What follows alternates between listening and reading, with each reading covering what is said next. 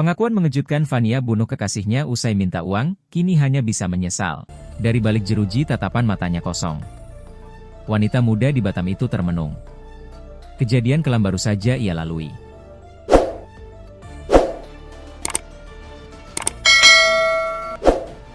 Bukan sebagai korban, namun pelaku.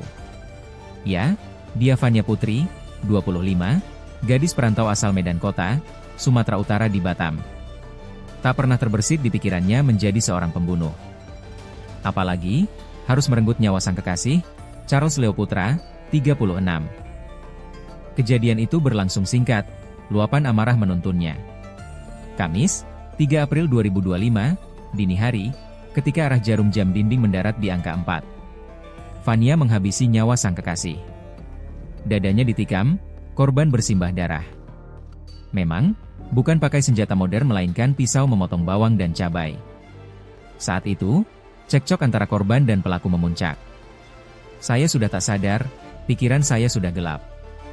Saya sangat kesal, dia tak pernah dengarkan saya. Kami sudah sering ribut, ungkap Fania di Polsek Lubuk Baja. Fania mengaku menyesal, namun ia berupaya tegar. Kenyataan di depan, harus ia hadapi. Sangat menyesal, gak tahu lagi bilang apa, ucap Fania dengan mata berkaca-kaca. Dari raut wajahnya, masih terlihat penyesalan yang tak dapat ia sembunyikan. Seolah tak percaya yang telah terjadi. Waktu begitu singkat, dinginnya jeruji besi akan menjadi tempat tinggalnya. Fania dan korban merupakan sepasang kekasih yang masih berstatus pacaran. Keduanya menjalin hubungan dalam setahun terakhir. Sebelum terjadi percekcokan itu, Fania mengungkapkan kekesalannya terhadap korban yang kerap meminta uang untuk bermain judi slot. Uang dari gaji milik korban kerja freelance kerap dimintai korban. Puncak pertikaian antara keduanya terjadi malam itu. Mereka baru pulang dari tempat hiburan.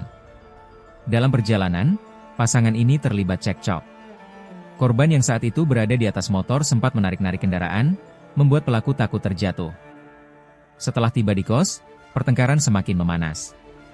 Apalagi pelaku sudah di bawah pengaruh alkohol. Pertengkaran pun semakin memanas, hingga korban diduga mencekik leher Fania. Dalam kondisi panik dan emosi, Fania langsung mengambil pisau yang ada di atas meja dan menusukkannya ke tubuh korban.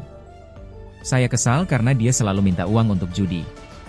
Kami bertengkar, saya sempat dipiting, lalu saya refleks ambil pisau di atas meja dan menusuk dia, ujar Fania.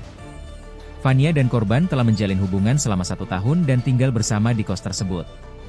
Namun, permintaan uang yang terus-menerus untuk bermain judi membuat Fania kehilangan kesabaran hingga berujung pada aksi nekatnya. Meski telah menikam korban, Fania mengaku masih sempat berusaha menyelamatkan nyawa korban. Ia membawa korban ke Rumah Sakit Elizabeth Lubuk Baja. Namun sayang, nyawa korban tidak bisa diselamatkan. Saya sempat membopong dan membawa dia ke rumah sakit, tapi nyawanya tidak tertolong. Saya sangat menyesal, ungkapnya.